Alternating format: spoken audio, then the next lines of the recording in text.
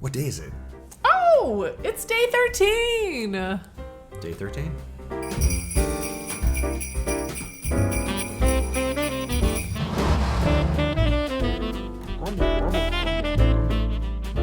Welcome to the Bourbon Van's 2023 Advent Whiskey Tournament, presented by Bull Run Distillery and their extensive award-winning line of craft spirits.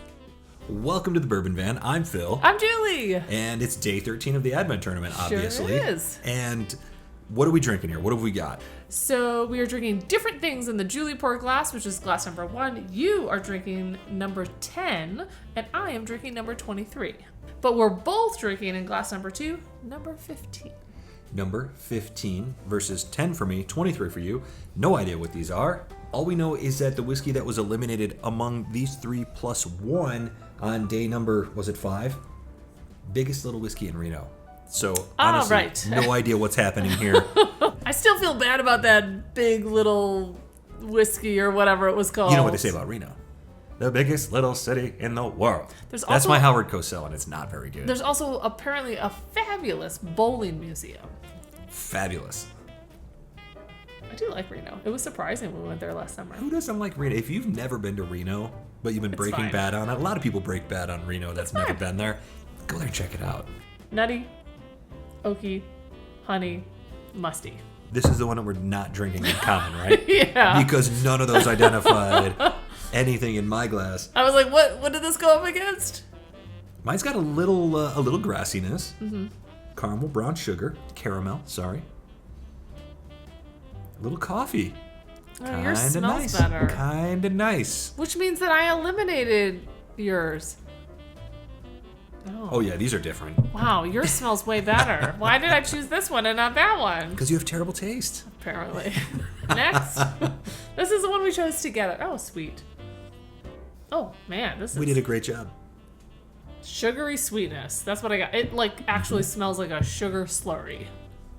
Fruity sugar slurry. A slurry, if you will. These, not going to taste the same. I can guarantee it. Let's drink this. Cheers. Cheers. Day 13? That's where we're at, right? Sounds about right. Oh, tastes way better than the nose. Wow, mine's everything that I identified on the nose. It's a coffee, but a sweet coffee, like a coffee with sugar, earthy. Wow, nice balance here. Mm-hmm. Mine's interesting. It's a bit farmy, but it also feels like maybe there's a little honey in there, a little sugar. That sounds nice. Yeah. I can see why I chose glass number 1. Mm-hmm. It is flavorful. It is balanced. It coats the tongue. It lingers on the finish. Nice spice there. Nice sweetness. The coffee note is really the prevailing flavor. The coffee with vanilla. It's a lot of things that I like in a whiskey, and it's interesting, which is probably the reason that I'm finding it in front of myself right here in round 2. These two glasses went up against each other, huh? I'm guessing yours was sweeter and mine was balanced. Yours sounds better than mine. Everything you just said, I was like, those are things that I love.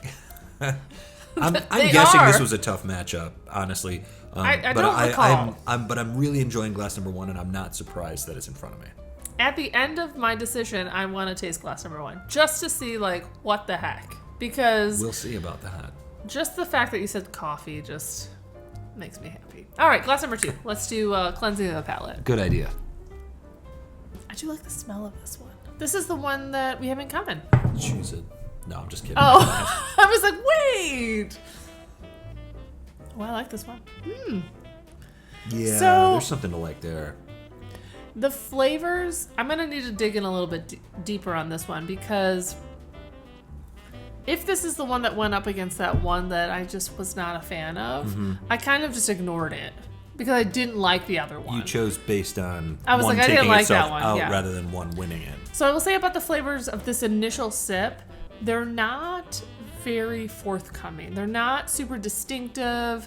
It's almost a little watery. It's a little thin. The flavors are there, but they're hidden. And so I want to experience a little bit more of this glass because I think it has a lot to offer, but right now it's not standing up. I think we're getting, in this glass number 2 on my first sip, some fruit leather, a little bit of oak, vanilla, some spice, but it's gentle. I bet this glass, whatever it is, I bet it appeals to a huge number of people out there. I think that this is a very popular flavor profile. I don't know what it is, but it reminds me, it's reminiscent of some of those bottles that we hear people talk about a lot. I think Eagle Rare comes to mind, and I can see why people would really like that whiskey. You nailed it when you said it's gentle.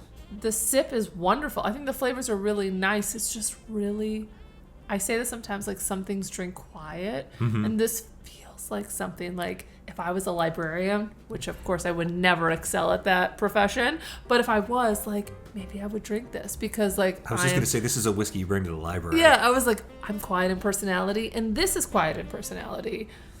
It's delicious and it's wonderful. It's just quiet. Light brown sugar. Am I helping? No, I agree. I think that this is... It does coat nicely. It does a lot of good whiskey things. And I am enjoying it. I do really like it. It's one of these that makes me want to not be me. Like, be a little quieter. I love that for you. I know. Most people probably would. Let's go on to try number 1 again. These glasses are a different breed. We have to try and separate what they are and just enjoy what each glass brings to the table. That said, I think I have a decision. Wow. The cherry note in this is really nice. It kind of, this is so silly. Kind of reminds me of a late 90s, early 2000s wine cooler. Remember when those are really popular? Are they not popular anymore? I don't think anyone drinks wine coolers anymore, but like there is a very nice... Apologies to those of you out there that are still rocking wine coolers. I mean, that was a pretty, like, I'm not 21 yet kind of drink, but... Not that nobody the spokesmen drinks. for Bartles and James were in their 70s. Okay, so under 21 and then over 70. That's fair. Okay, now we're on the right track. But I lost my train. But anyway, there was like a nice grape note to this one. Shoot, sorry guys. Do you want to take another sip? We're doing great. So I think I'm ready, and it's not what I thought I was gonna go forward with. 1, 2, 3. Yeah. Oh, wow, really? I did not expect that based on how you talked about glass number 2 a few minutes ago. I know. I'm not sold on glass number 1. Okay. Are you sold on glass number 2? No. Okay, perfect. That's exactly what I thought the answer was going to be. I liked the gentle flavors that glass number 2 presented. There was just something like that I wasn't super psyched about with glass number 1. I thought the flavors were loud and brash and they really caught your attention, but I didn't necessarily think they were cohesive. Whereas this one, like, it was gentle and I feel like it could definitely use a few proof points up and it could use a little bit more brashness in it. Sure. It was well balanced, and that's why I moved it forward. Your glass number 1 is the one that I eliminated in round 1. That means we have a whiskey we can eliminate. It's getting complicated. It is complicated.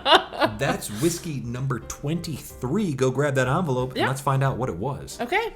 Any idea what that one was? I don't think I have any idea. I don't. I'm not sure because I get There is watermelon all over it, though. There's so much watermelon. There's a little bit of nuttiness. There's some good leather. There's just a lot going on. It's an interesting whiskey with a lot of variables, yeah. Yeah.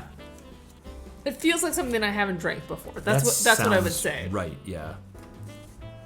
So this is a Kathy Huey. Thank you, Kathy Huey. We love you. All right, Kathy. It is Log Still Distillery. Never heard of it. Rattle and Snap Tennessee whiskey, 94 proof, 8 year. Never even heard of it. Huh? Wow, that's a pretty good age for that. I've never heard of this whiskey before. And there you go, a Tennessee whiskey that has been eliminated from the tournament. And yeah, Log Still Distillery, don't know anything about them. Interesting whiskey, made it to the second round. And if you like watermelon, I think this is something doing for that whiskey. 8 years aged, fantastic. What a great sample. Thank you so much, Kathy Huey, for giving us a chance to taste that one. I have to say, we've had some really interesting, fun, different whiskeys this tournament, and I'm super psyched. Like, we can't get this stuff here, and so it's been really fun to taste them. Never even heard of it, and that's the way we like it here at the Bourbon Van from wherever we are. To wherever you are. Cheers. Cheers. I still really like it. I think I'm a winner. Do you know who looks good in Bourbon Van apparel? You do. Go to thebourbonvan.com and gear up today.